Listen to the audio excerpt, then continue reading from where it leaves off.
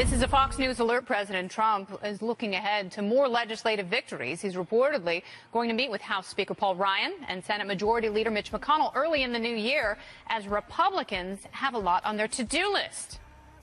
This is Outnumbered. I'm Kennedy, and here today we've got Republican strategist and Fox News contributor Lisa Booth, the editor of townhall.com. Katie Pavlich is here, and former deputy spokesperson for the State Department, Harf, and joining us on the couch, the opinion editor for the Washington Times, a Fox News contributor. Welcome back to the couch. Thanks for having me. May the curves of the couch encourage your cerebral output. The curves of the couch and my curves, yeah. And his thumbs were getting bored, so the president tweeted just a short time ago, quote, retail sales are at record numbers. We've got the economy going better than anyone ever dreamt, and you haven't seen anything yet. Charles, when the president gets sidetracked, when he starts attacking people on Twitter, one of the first things we say is go back to the economy, go back to successes, and lay out the groundwork for further economic gains. Is he internalizing that message, and is that a winning one? I think it is a winning message, and I think it's, to a large degree, how he won the election in the first place. Strangely, 2016 was a very issue-oriented campaign. It was very issue-oriented. The campaign he ran was about issues.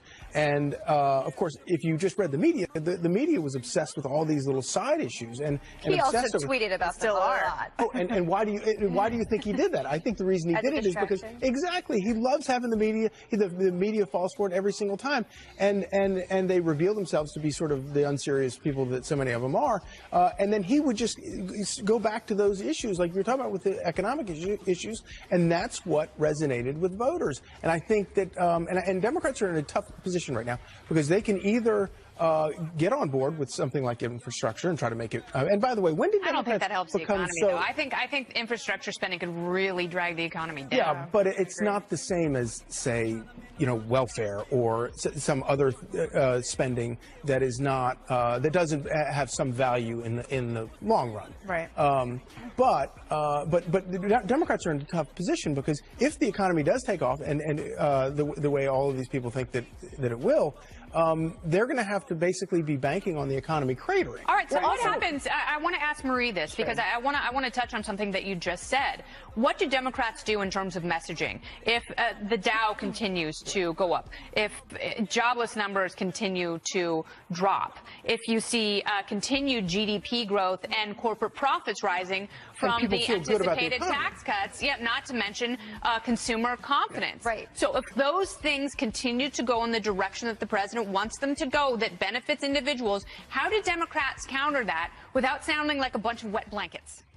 I always try to sound that. No, I think first, and I know Kennedy's going to yell at me about this, these trends did start under the Obama administration. That's totally fair. You can have that, and yes. And every president at the end of his term, takes success for the first year of a new president's term if there is in fact economic growth. We've seen these trends for a while. I think what's been interesting, and it's a sort of backward way to answer your question, these economic trends have been very good this year, and I give President Trump credit for that. But while the economy has grown, his approval numbers have been going in the opposite direction. He's the lowest approval rating in history. Is that going to matter to voters? Well, I don't know, but it's an interest. I don't know the answer. Katie's shaking her head. My point is that the economic success has not translated into people liking President Trump. That doesn't matter. So, well, we'll see if it matters. When you're talking about House and Senate races, how much does that factor into voters if their personal economy is doing better? Historically, the president's approval rating has mattered in midterms. What did you say, nigga? Historically, the president's approval rating has mattered in midterms. Historically, we haven't had a president like President Trump. Go ahead. It's going to be difficult for Democrats to argue against everyday people who are seeing their lives getting better.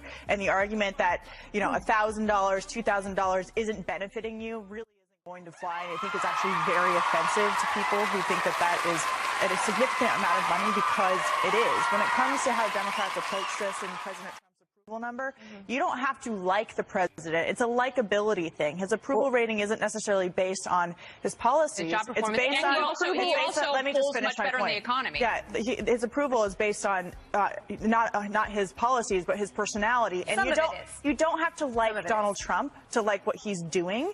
And so we'll see if that plays out in districts across the country. But right now, it doesn't really matter if people feel like their lives are better and know that the policies being passed in Washington are finally benefiting them. The bottom line line is a much better metric for most voters than, you know, whether or not you want to go to a cocktail party with Donald Trump. Well, and his likability, he wasn't well liked. If you look at the polls in 2016, that didn't matter because, as Charlie pointed out, he focused on the economic issues. Right. That's what he talked about. The issues that Americans care about, those kitchen table issues. That's what he focused on. That's what Republicans are going to run on in 2018 as well. And Katie, I think you're right about tax reform. It is an asinine argument for Democrats to somehow saying that a family of four making $75,000 who's going to see an over $2,000 tax deduction, somehow that's not a positive thing. No offense, Marie, but you guys be my guest to try to go in 2018 and somehow make an argument that that's not a positive thing. I think it's hard when you're only getting that American. much, and corporations and rich people are getting. Well, some people are obsessed with class warfare. If you're taking home $2,000 more a year, a vast majority of Americans don't have $1,000 saved. A vast majority of Americans also don't have stock, don't have money in the stock market. So the stock market going up. What's the percentage of people with 401ks? I think it's about 50% that have stocks in the stock market of Americans. That's a lot. 401ks? That's a lot. But that's not enough to win elections. Yes, it is. Well, no, it's not. We will see. The RNC is on track to raise a record amount of money, while the DNC saw its lowest total for the month of November in 10 years.